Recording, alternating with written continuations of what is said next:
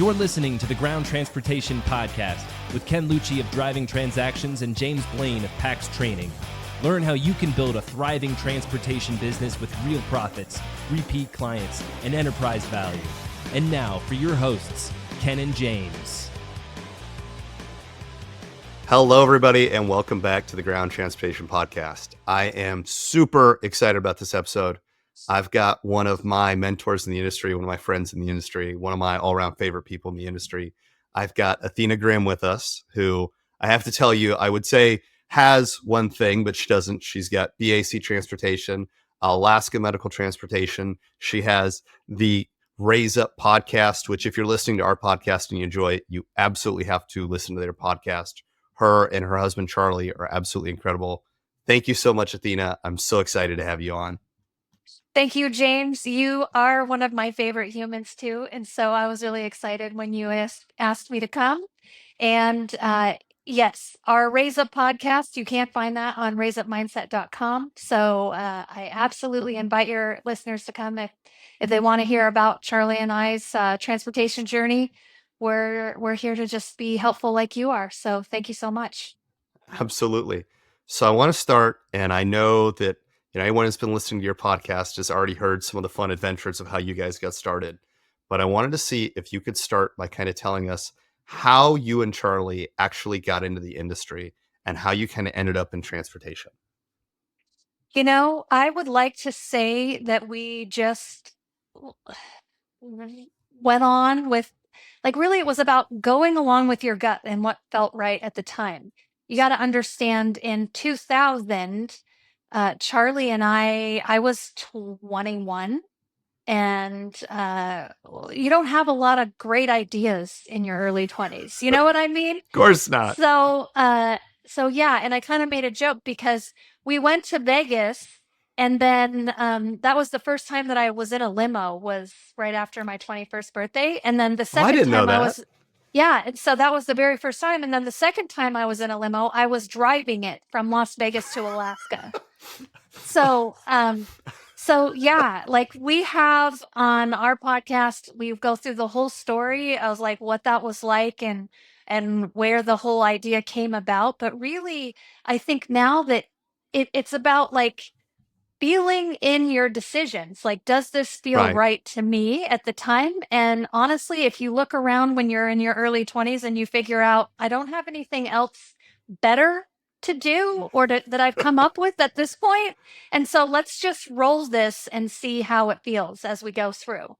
And I'll tell you, that's really what was going in my mind at the time that Charlie was like, hey, I want to, do this next venture, because we already had businesses I was operating my own business. He was operating his business, and he wanted to try this thing. And so I was willing to roll with him on it. And it was really his idea, and he like figured out the pathway. And then I just kind of jumped on board with operations once I started to see that, hey, this thing's actually growing and we need to get some process behind it. So were you guys both driving at that point? Yes. Him more so than me, but we both got our CDL licenses. Yes. That's I don't know if that was awesome. a good idea or not, but yes. Well, and I don't want to steal from your own podcast, but I know one of my favorite stories that you guys tell is the first limo. If I remember, it had like a fish tank or something in it, right? So that was the first SUV limo that came to the state of Alaska.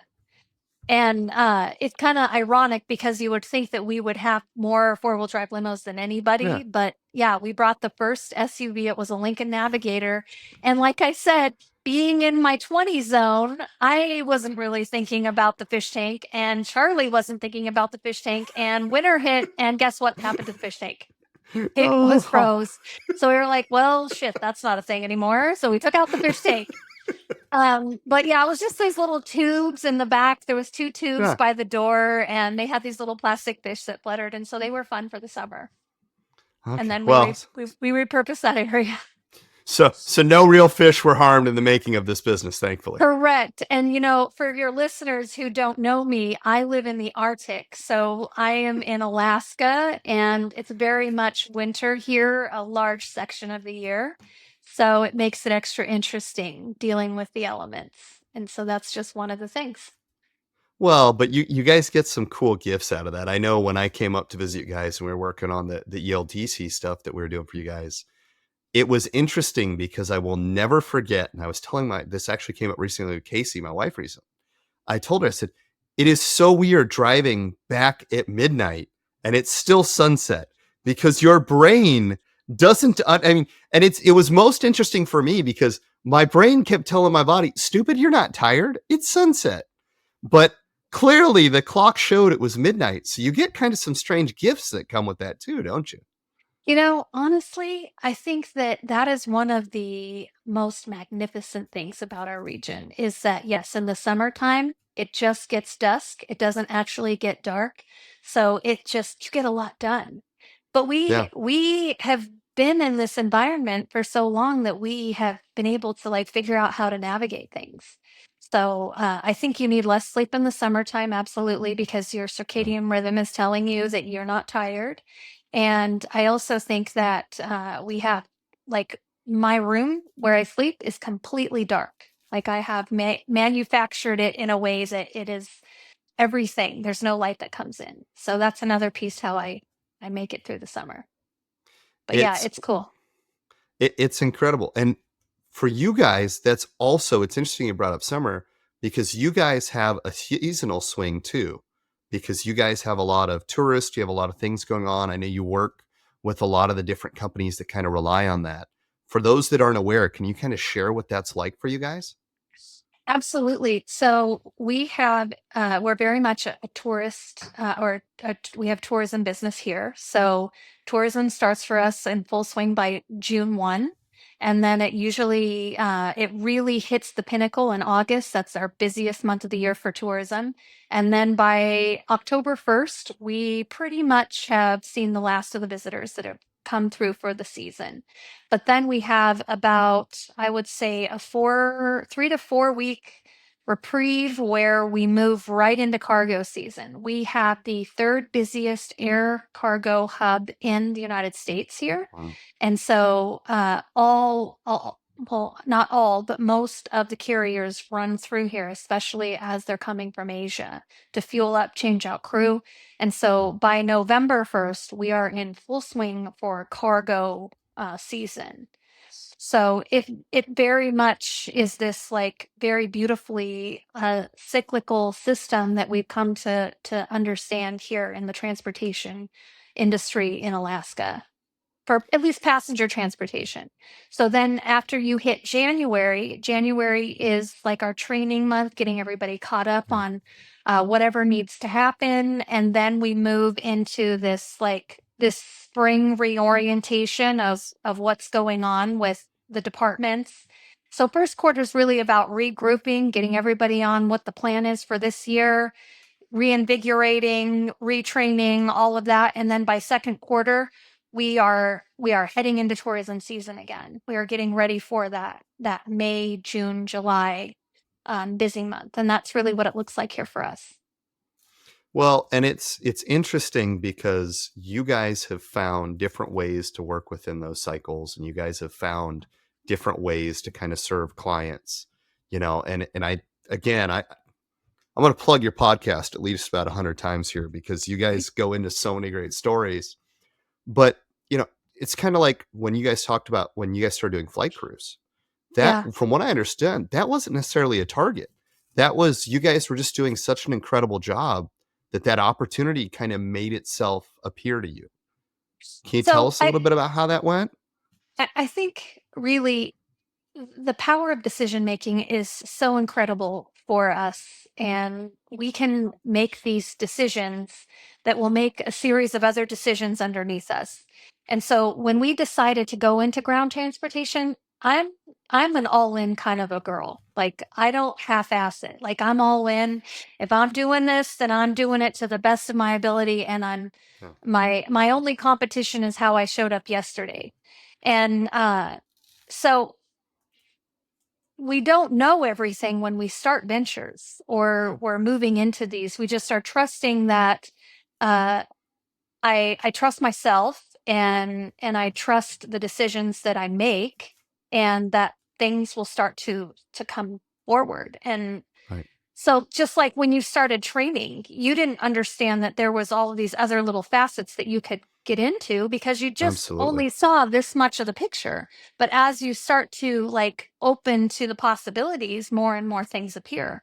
And so that's what happened with crew transportation. That's what happened with baggage delivery. That's what happened with wheelchair. Like we made the decision to get into the transportation lane, and then we stuck with that lane.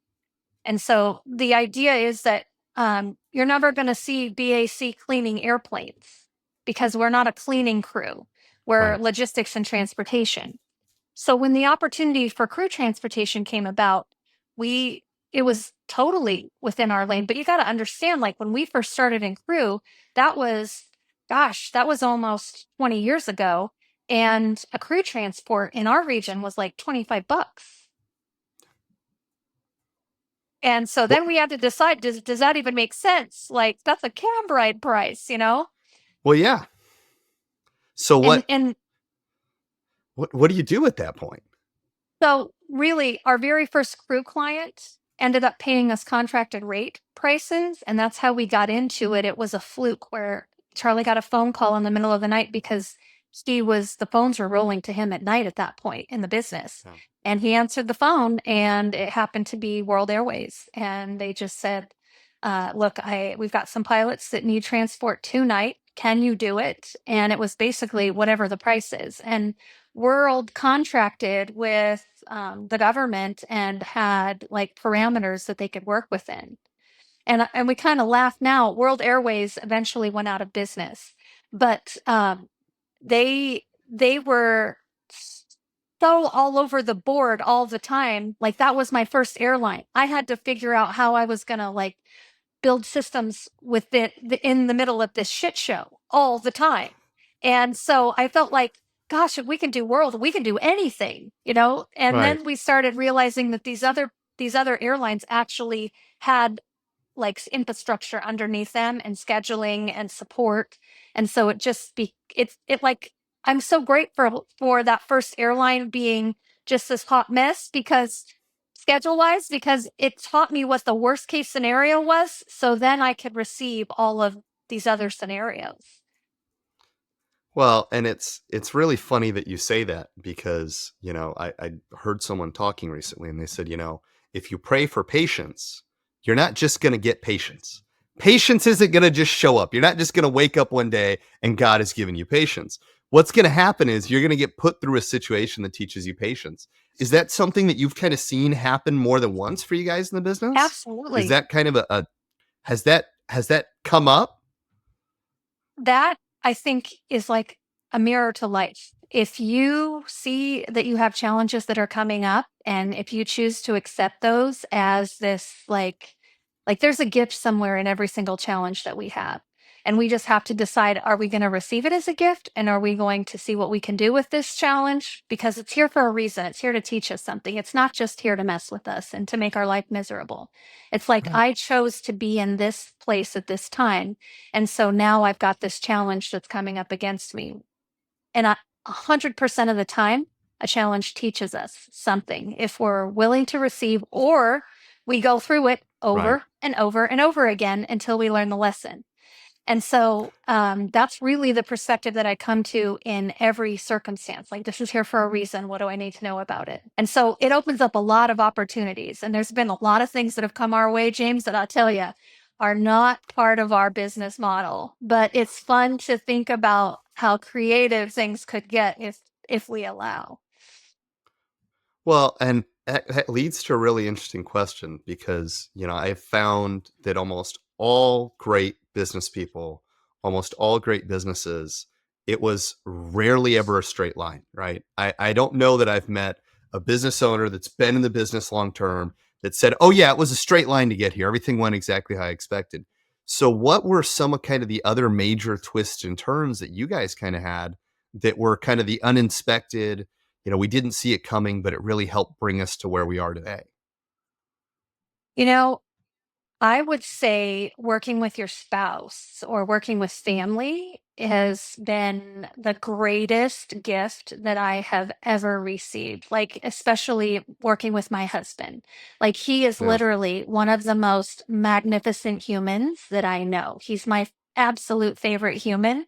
And had I not been in this experiment with him over the course of our life, over the last 27 years, like I would have never received the this this huge knowing of what it means to be in partnership and connection with someone else to this caliber. And so, looking back, that has been the largest thing that has surprised me in business, and also the greatest blessing that I've ever received. And continuing on with that journey, and it wasn't, I didn't always have that perspective. I mean, at one point, I mean, being so young and kind of having my own set of limiting beliefs along the way, and understanding what is his role, what is my role, kind of what you're working through with Casey right now. What is your Huh. roles and how does this thing work? But I'm telling you that if you decide that this is what you're going to do, and you're going to work through it, because it's not just running a business, it's working through all of the things that that other person has to work through to become their next higher self, if that makes sense. Yeah. Because Absolutely. when we're younger, we're at a certain level, and then we move through age and experience, we kind of like raise our self-awareness, and we raise our level of how we operate in the world. And Charlie and I had to be witnesses to each other at every single level and choose to still stay in the game together. Yeah. And Well, and that's something. yeah, and it's really funny because I always draw the parallels between kind of your relationships and ours because very similar to us. If I remember right, you guys were very early 20s when you started dating, right? I mean, you guys have been together and been through quite a bit, haven't you? Well, when Charlie and I first got together, I was 20. There's almost a 9-year age gap between us. Okay. So he was just turning 30 the year that we got together. So I threw his 30th birthday party for him. It's a very funny story. There involved a very chubby belly dancer, and it's a great laugh. He's going to have to tell you sometime. We will. There is no doubt we will have to have Charlie on to help tell that story because that is Yes. one I haven't heard. And for anybody that's listening to the podcast that doesn't know Charlie, Charlie is got one of the larger than life personalities that just he has this way of just incredibly captivating storytelling. He just commands a room in a way that I don't know that I've seen anyone else do. And so I can only imagine what will ensue when Charlie tells this story.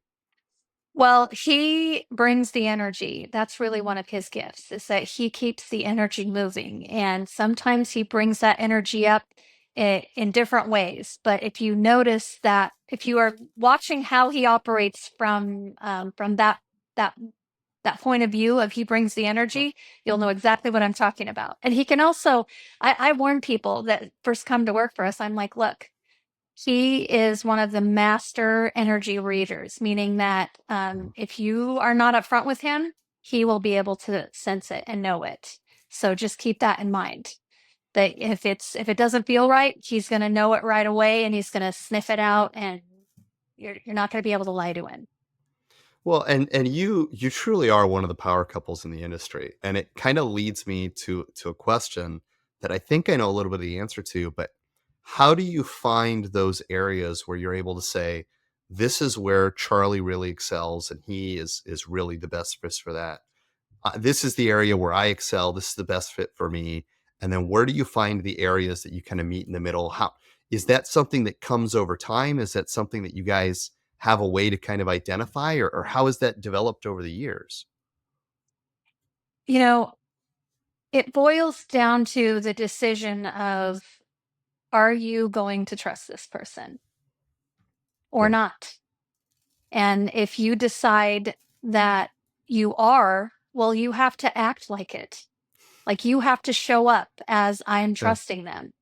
Because you can say, I trust you, and then you can go behind them and like double check on them and do all of these things that basically render that other person as unusable because they're feeling inadequate because you're projecting on them that you don't think they can handle it. And Yeah. so that's where you have to start is it's not a matter of like feeling through it. It's like you have to decide, am I going to trust this person? And then act like you're going to trust them.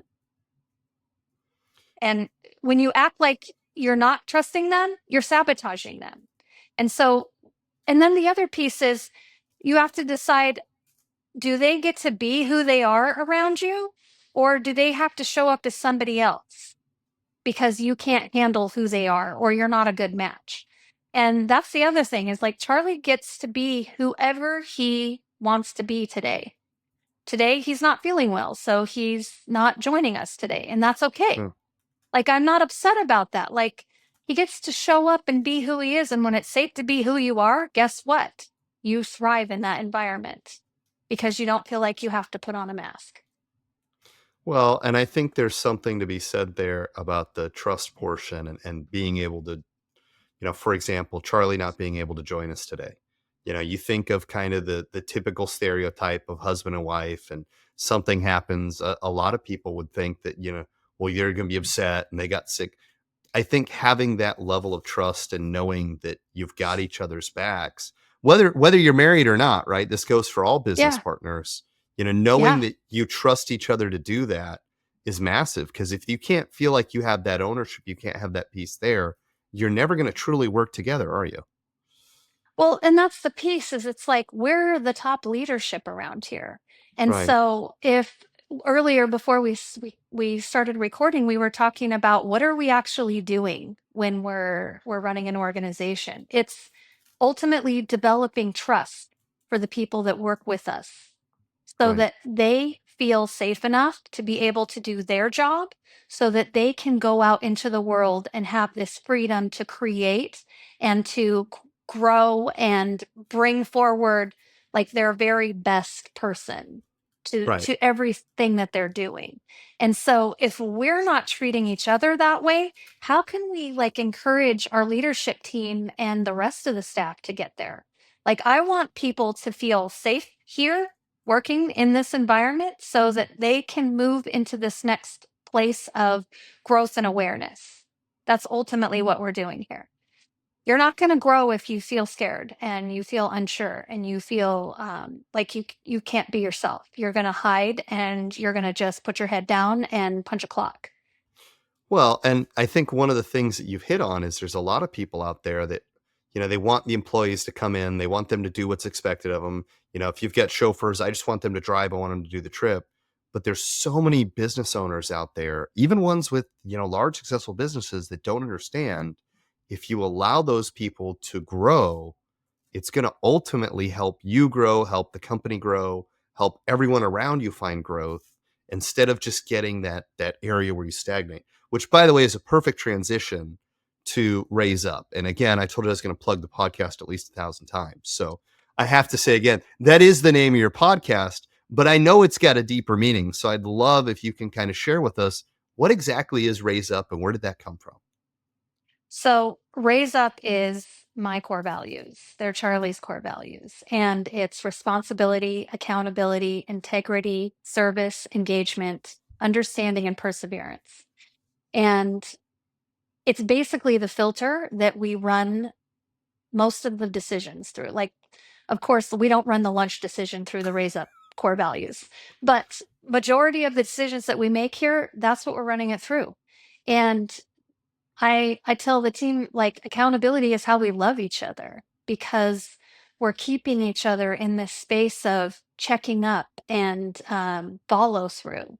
And the engagement, you can't do anything unless you're like fully engaged in what's happening. If you got one foot in the door and one foot out the door, how can you really show up and like bring your full potential? Right. And the understanding piece is it's like jumping to conclusions can be like our worst enemy. And so it's like coming with this heart of like seeking to understand what's happening, like really from this curiosity place, and not this place of, well, what the F were you thinking, you know? Right. And then the perseverance piece is about, like, sometimes it can get challenging, and we have to understand what those gifts are that are being presented to us within this challenge. It's not about, oh, this is a crappy season, this is a crappy time, and we're just going to white knuckle it through. That's not what this is about, putting up with like people treating you bad or uh anything like that. It's more like being able to, I think a good analogy would be doing a cold plunge. Like, it's not fun. You've got to persevere to stay in that cold plunge for like 3 minutes or more. That is the But most it's Alaska thing you could have picked, by the way. I love it. but it's true. Yeah, Like, if absolutely. you're willing to persevere through that little bit of discomfort, then it can be wonderful results for your body and Right. for your well-being. And so that's really more what the perseverance piece is about. And I mean, ultimately, when you think of the words raise up, it's like it is a play on words, because yes, the core values spell all of those things, but raising people up is really what we're doing. We're raising ourselves, we're raising the community and the collective of the world just by being here with this mindset. Well, and I think one of the things I hear a lot, especially in the smaller companies, is, well, we're not ready for that yet. We're not at the point where that matters. We don't have enough employees yet, right? There's just two of us. There's just three of us. I can tell you from my own experience in small business that I found that even when you have a couple people, it almost becomes more important, right? Because when you have a little tiny company, if there's only two or three or four of you, now all of a sudden, if you have someone that doesn't meet your values, that means a huge chunk of your company now isn't aligned with it. Where would you say you kind of figured that out? Is that something that you learned along the way, or is this something that you guys were able to identify really early on and kind of build into the company from the very beginning? You know, when I joined as the operations manager many, many moons ago, that was one of the things that I realized early on just through reading. And like I said, James, I go all in. So Yeah, I devour books and any material that I can get to like set myself up to understand what do we need to know in order to get to the next space, and especially to overcome challenges, because I didn't want to be stuck in that perpetual cycle of relearning this because the same situation keeps coming up over right, and over again. So that's really what sparked it. And then I would say, to speak to your piece about I'm only a 2 or 3 person company, like, it's really easy to understand what we don't want or what we don't yeah, like. It's it's more challenging to sit with yourself and decide what you do want. And if you decide that earlier on, and I'm not saying it doesn't change over time because you become more aware of things right, as time goes by, but if you decide this is what I want right now, this is the environment I want to work in, these are the humans that I want to work with, this is the company that I'm building, this is what I want to be about. Like, that's really what Raise Up is about. It's about this uh this idea of creating this momentum for the collective around us, all of our communities. Like, we're the example. right. Are we going to take responsibility for the situation? Are we going to, I mean, I don't think you can move the needle on anything if there isn't a level of accountability somewhere. And the integrity piece isn't about like being honest. Like I told my children early on, I'm like, people, like, everybody lies. It's perspective. Yeah, And they're like, Mom, you lie? And I'm like, do you honestly think that if you guys are like acting crazy, this is when they were really little and we were having this conversation, they're teenagers now and adults, but I'm like, do you honestly think that if you're like completely melting down and all of this stuff is happening and then I show up at work 10 minutes later that my morning's just going great? And somebody goes, oh, hey, Athena, how was your morning? And you think I'm going to say, actually, my kids just totally melted down and I had to change my clothes because they got stuff on me? Like, I'm not going to go into that. I'm going to smile at that human and I'm going to be like, I'm having a wonderful morning. How about you? Yeah. And but they didn't, they didn't understand that. And so it's like, they understood what I was saying now, but it's not necessarily coming from a place of, I'm trying to deceive you. It's coming from a place of, here, I want to be an uplifter and Right. keep people from feeling diminished if they are having an encounter with me. And so that's one of the tools that I use, is I don't share my entire life circumstances with people that I meet all the time. But so the integrity piece is about being true to who you are and showing up who you are, or who you believe you are in that moment. And so an example of this that I use when I'm explaining it is, if you're a night person, don't volunteer for a day shift, because that's not who you are. You're Right. not in your integrity if you're doing that. Because you know that you don't operate well in the morning. That's just not how you are.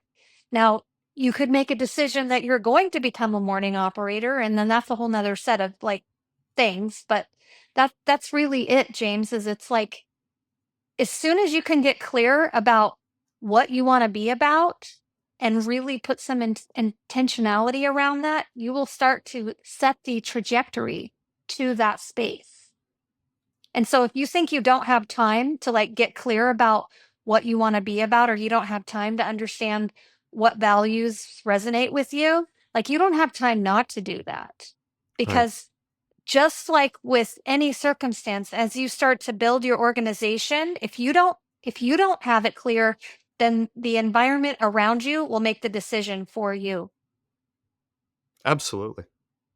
And I think you've hit on something really important, although you've kind of done it indirectly. And I think that what a lot of people don't realize is the tone is really set top down. If you were to come in, right, going back to the example from your kids, I mean, think about it. Obviously, we've got lots of business owners that listen to this, but hopefully a lot of them have had that chance to work for someone else. Imagine what happens if your boss comes in. How's your morning? It's god awful. I'm having a horrible day. Everything's gone wrong. I am hiding under my desk if I work for you, right? And my thing is, it's interesting how much, I grew up in call centers, and smile and dial wasn't just a joke. It was, you could literally change the way you interact, the way you feel, by how you're outwardly presenting it. So if you come in that bad mood and you let that bad mood out, it's going to affect how you act. It's going to affect everyone around you. And so I think that integrity piece is such a wonderful way to think about it, because when most people think about integrity, it's, well, if I found a wallet, would I return it? And I think you've Right. really taken it to an aspect that brings it into the realm of leadership and growth in a way that I don't think a lot of people think about it. Well, you have to, if you're standing integrity and you're being your authentic self in that moment, maybe your authentic self is a thief. I don't know. I can tell you that mine is not. Mine comes from a place of love and respect, and helping, Right. and being part of a community. And I think that truly, when we all face inward, we all have this space, this loving place. And you have to decide, in this moment, am I going to be that person or not? That's it. Yeah. And that's what the integrity piece is about, is it's like, am I going to show up as my authentic self, or am I going to show up as what so and so thinks I should be doing right now? Well, and I think a lot of people don't realize that this is also something that, I hear people all the time. Well, I'm worried. I got to worry about paying the bills. I got to worry about getting the revenue up. I got to worry about this. I got to worry about that. I don't have time to go into this. I don't have time to deal with the woo woo stuff. I don't have. But I've heard you and I've heard Charlie tell the stories, and I don't know if you have any come to mind. But it's incredible how many times doing that and taking that road will actually translate into getting more business, or being there when you're needed, or all of those different areas where you wouldn't necessarily go, oh wow, I couldn't believe that because I was doing that I got there, but it becomes a core part of that. Well, when you are standing in your own integrity, stuff shows up in powerful ways. And the person that Charlie is, he's a very generous person. He just gives in ways that I wouldn't even come up with at times. Like his time, or I think he spends probably at least 2 hours of his day just connecting people to other people who need goods and services and logistical help that have nothing to do with running any of our businesses. It's just what he enjoys doing, to be like, he likes to help. And when you are being who you really are, things become easier, not harder. Like I've come to understand that the path to least resistance really is the path. And if it's really hard and over again, like you're just in destruction mode trying to get through, like that's telling you something, that that's the wrong direction. Right. And when things flow easier, it's like natural, and you're in this flow state of like networking and just like connecting with the community, and stuff's happening, and you're showing up and you're doing the best job that you can for that day. Like it really is a thing, James. Well, and I think one of the things that, Charlie and I were sitting down talking once, and one of the things that he said that has just been absolutely etched into my mind, I will take this one to the grave with me, is he said, you can't make a withdrawal before you make a deposit. And Sure. so of course you might think of that, well, yeah, that's obvious, that's how money works. But the context that Charlie gave this to me in is what I thought was so valuable. And I really think it truly kind of sums up what we've been talking about, how you guys live your lives. In that his point was, if you're showing up for others, if you're doing things for others, if you have a client that is in need, and instead of saying, hey, I could totally jack this rate up and I could triple the rate and get the money out of them, you instead say, hey, I'm going to show grace, I'm going to be there for that client, I'm going to take care of that client. Now you might have a new opportunity that arrives. Now you might have a time that you need to go and say, hey, I need help or I need grace. And now you've got that there because you've made that deposit. And the part that he summarized it for me with was, the goal is to make more deposits than withdrawals. And that to me was something that really stuck with me. And I think that it's something that, when you're head down in your business, when you're trying to get it done, we all have those times in our business where it's, how am I going to get the bills paid? How am I going to get someone on there on time? How am I going to get this taken care of? I think that really shows up in that it kind of shows that need to remember that, yes, we all do this for a living, but there's more to it than that. Yeah. And, I kind of summarize it with the team as like, we happen to be getting people from point A to point B, but really what we're doing here is we are living our lives together with this raise up mindset. And that's it. Like, we just happen to be in ground transportation, but we are living our lives together. And I think another piece to that deposit is, you can't do it from a place of sacrifice, because then it ends up becoming something else. It's this like begrudging task that you're doing. Like a great example is, on Thanksgiving, I cook dinners for the staff. I make all the food, and then I pre-package it in individual packages, and then Charlie delivers it the next day. If I decided, and I want it to come from a place of love and blessing, if I decided that I was going to have food there at 9 o'clock in the morning, it would not be coming from a place of love and blessing, because I would be getting up at like 3 a.m. to cook all this food, and that would not be a blessing to me.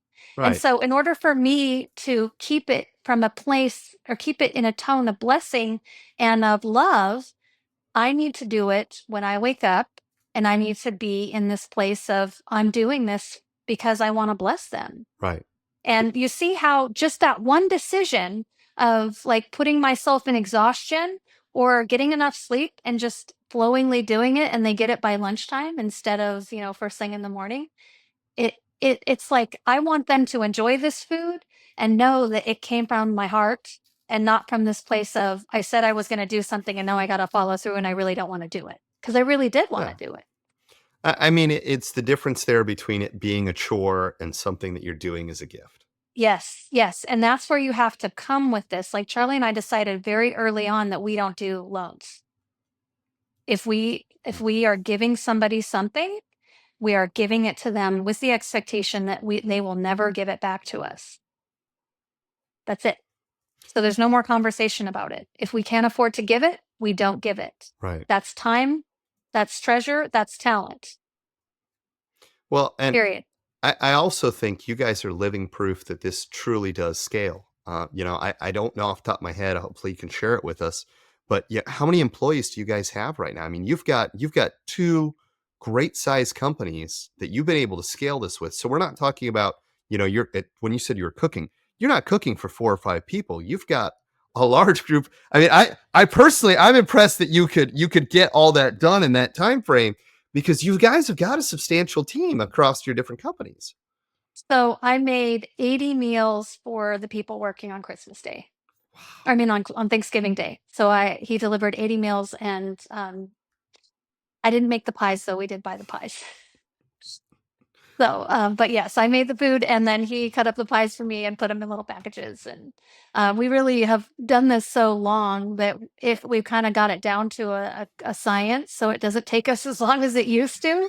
But yes, it was 80 meals got delivered that afternoon. And then they got to take one or two, whatever, if they wanted to take one home to their family. I was expecting about 65 or 70 team members, and then I just added some extras on there. I have to say, I help my wife cook for 6 here at the house, and I think I had my fill. I cannot possibly imagine trying to help you cook for the team, even if the pies are store-bought, which I'm sure tasted just as good. Well, James, have you ever served on a kitchen line before, like for the homeless or anything like that? I Like, I have not. The closest I've come to that is working in a pizza shop, and I learned very quickly that James is not cut out for food service. okay, well, see, be in your own integrity then on that, and know that that's not your role, is to be the cook for the cook line. The, But Charlie and I have done a number of things, and you know, that is something that I know that I probably won't do forever, because sometimes I won't be in the state on Thanksgiving. But if I'm home, then I do it for them. I think it really kind of speaks volumes to that. And let me ask you something, because you brought up a great point of not being in the state. Have you identified, and I know you well enough to know that this is a loaded question. I know you have. Who are the other torchbearers in your organization for the culture, and who, obviously, we're talking about just you made a point there. That's the people just working that day. That's not the whole team that we're talking about. Yeah. So you've got to have those people in that organization that are kind of the torchbearers for that culture, for that raise up mentality. How do you help make sure that that gets not only from you at the top, but that same mentality reaches out and goes through everybody? How do you take care of that at that kind of size? Well, we have a lot of communication. Like you can see the sign on my wall, it's like 9 feet. We've got big signage, especially communicating our raise up values. But the leadership team is 100% drinking the Kool-Aid with me. So they are sold in this whole thing. Like we wouldn't be able to have the level of connection and collaboration that we have if they weren't part of this full picture. And that we not only love each other, like we enjoy collaborating, kicking off ideas, running experiments on how we can enhance this or that. Like it's literally fun to be at work. This is a segment of our life where we all enjoy it. And we absolutely see the vision of, yes, we are taking care of our customers, but we are raising up the people around us, and in turn raises us up. Well, and I will vouch in that I am lucky enough to have come to visit you and get to see the operation and see everything there. And it 100% is spot on. And one of the things that I want to have you touch on as we kind of bring things to a close, how do you dovetail this into the operations? Because we've spent a lot of time talking about culture and whatnot. What a lot of listeners probably don't know is that you are a time management genius, right? I know very few people that have the time management. And like you said, when you commit to something, it is all in or it is nothing. And so how do you weave this into operations? How do you kind of work this in to trying to keep that team effective and also getting the operation side done while holding these values? Well, if you have the values and everyone is aligned with you on these big decisions, we're running them through those values. If it makes sense, we're running them through the values. And so that's one piece of it, is it's like they have a North Star that go, hey, actually, this will reduce engagement. That's not what we want, or this is the opposite of accountability, or we are not in our integrity as an organization if we make this move. That gives them something to point to as this overarching idea. And then the other piece is I treat them like I trust them. Right. And there are things that they're going to know. And I also remind them that how you feel about this is everything. If you're walking into a situation and you're getting this yucky feeling inside, or you're getting the spider senses on the back of your neck, listen to your intuition. You know what's happening, like you know the right thing to do. And I think we can all be honest with ourselves 100% of the time when we've talked ourselves out of a situation that our intuition has been telling us you shouldn't be here right now, or you should be here right now, and we've talked ourselves out of it, we've regretted it. And so I really foster and fan this idea that listen to how you feel about this situation. And then also being open, like my openness to receive what their perspective on and what they're seeing in the organization, they mirror that back to me. They're Yeah. open to understanding my perspective. And it's like this mutual, like, being of respect and trust. Right. And the trust thing, I think people get confused about trust, where it's like, oh, I trusted that person and they screwed me over. It was like, did you did you intentionally evaluate their skill set properly? Because there's sometimes where we trust people in areas where they're not ready, and it's like we don't really set them up for success. If you've raised up a team member from the front line to a supervisor position, you need to put building blocks in place for them to set them up for success. You can't give them responsibilities that they're not ready to receive yet and then expect them to like perform on a high level. And so it's not necessarily a question of, oh, I trusted somebody. It's like we build insurance into decision making so that we can set them up for success. It's not about we don't trust you as a person. It's like we're training you to get the experience that you need so that you understand the full picture. It's not about are you smart or not. Right. It's bringing you to the next level of awareness. It's very interesting that you framed it like that. It actually takes me, quick shout out to Becky from Boston, to a conversation Becky and I had, because you pointed out two key things. You're giving them a North Star. You're saying, hey, you're going to run it through these values, right? If something doesn't feel right, we go to the values. But you're giving them ownership in the decision. You're giving them ownership in doing it. You're giving them trust in that you want them to be able to make that decision. The part that for me kind of snapped to a conversation that Becky and I had back when we were at the retreat in Miami was, she said, you've got to be willing to let them make mistakes.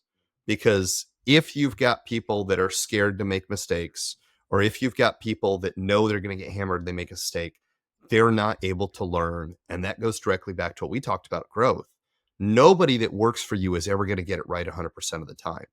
And so I love that idea that they have that North Star guiding them, and that you're giving them that ownership and that trust to have the confidence to make the decision, and the openness to not be terrified of, oh, if I got it wrong, the hammer's coming down, the axe is going to fall, and I'm done. Well, this circles back to the beginning of our conversation where our goal is to create a place of safety.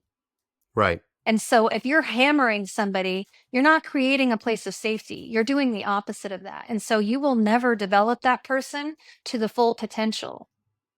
And you have to think about it in that way, quite frankly. So I look at it like we don't have failures here. We have unintended outcomes. But I I'll love tell that. you, I want to be mindful. Like another piece of that is that you are intentional about understanding if I set this person up for 100% success, they're going to have to grow into responsibility. They don't just get the whole platter and then you let Handed. them fail. Yeah, and so you have to be intentional about that as a leader. But the goal here is to be opening up people to their full potential. And so I don't want somebody that's just here punching a clock and doing a thing. Like I want them to learn who they are on a deeper level, to understand what it means to be running with a group that really wants to succeed at this higher space.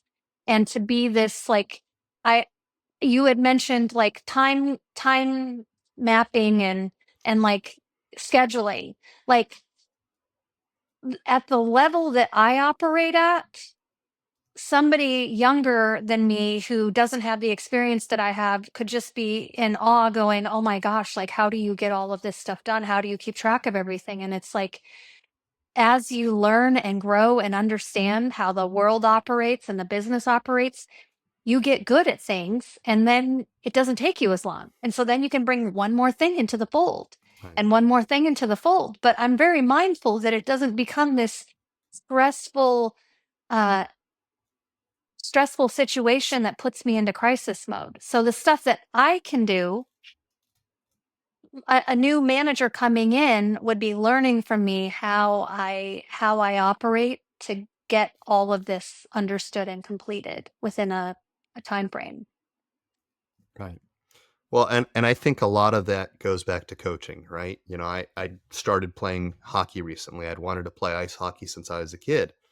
And my coach can do things that are absolutely incredible. But one of the reasons I think I found the right coach is every time I've got a frustration, it's, well, you'll get there. I grew up doing it. I've got 30 years doing this on you. I've got 40 years doing this on you. I promise after you've been doing it for 30 years, you won't have to focus on it. And I think especially, and I see it most with the chauffeurs and with, drivers, is it's hard to forget that when you think of that as the core of your business, as the most fundamental thing of what you do, every little piece of that is so second nature to you that you can forget to someone new. It might feel like they're juggling 100 things at once. And so I love that you're able to identify and point that out, and that you can't just expect them because they're in the role to be able to run instantly as fast as you do. We will definitely have to have you back on at some point in the future, Athena. Do you have, if you were to pick one thing or one key from what we've talked about today, if you've got someone that's trying to get to the next level, that's trying to go to business, and they're saying, hey, I just listened to almost an hour of you guys going over stuff, what's the one key takeaway or focus you'd want them to look at? Get a mentor that like engage yourself in a mentor situation, program, whatever it is. Get around those people that are resonating with you, that you would like to learn and grow to become. Not like a copy, but that you want to also learn how to get those capabilities and be in that mission with them. I think that you mentioned it, like coaching is everything. Like that coach is reassuring you that, hey, you're going to get there. We are so like we underestimate encouragement I mean, at least I did when I was first in business. I didn't think I needed that. I was just running and running and running. And it's like a coach encourages you. They give you solutions to things that you just couldn't see at the time because you're too close. It brings you back to center and it just helps you develop new capabilities. So be in a community of growing mindset would be my advice. Don't stay on an island. I think you've been listening to the podcast because that's something we talk about all the time is you can't be on your own island and expect to get better because you've got so many people, like you said, they're going to point out the pothole and say, don't step in that. Don't hit that. Go around that. So I can't thank you enough for being on, Athena. I am proud to say that you are one of the people that's helped mentor me. You're one of the people that's helped me get to where I am. And I can't thank you enough. We will definitely have to have an episode where we bring Charlie on. There are definitely some wonderful stories and things we'll have to have there. And thank you everybody for listening. If you haven't already, please go ahead and subscribe. We do interviews like this all the time, and we love to share with you guys. Thanks again to everybody for listening, and take it easy. Bye-bye. Thank you for listening to the Ground Transportation Podcast. If you enjoyed this episode, please remember to subscribe to the show on Apple, Spotify, YouTube, or wherever you get your podcasts. For more information about PAX Training and to contact James, go to paxtraining.com. And for more information about driving transactions and to contact Ken, go to drivingtransactions.com. We'll see you next time on the Ground Transportation Podcast.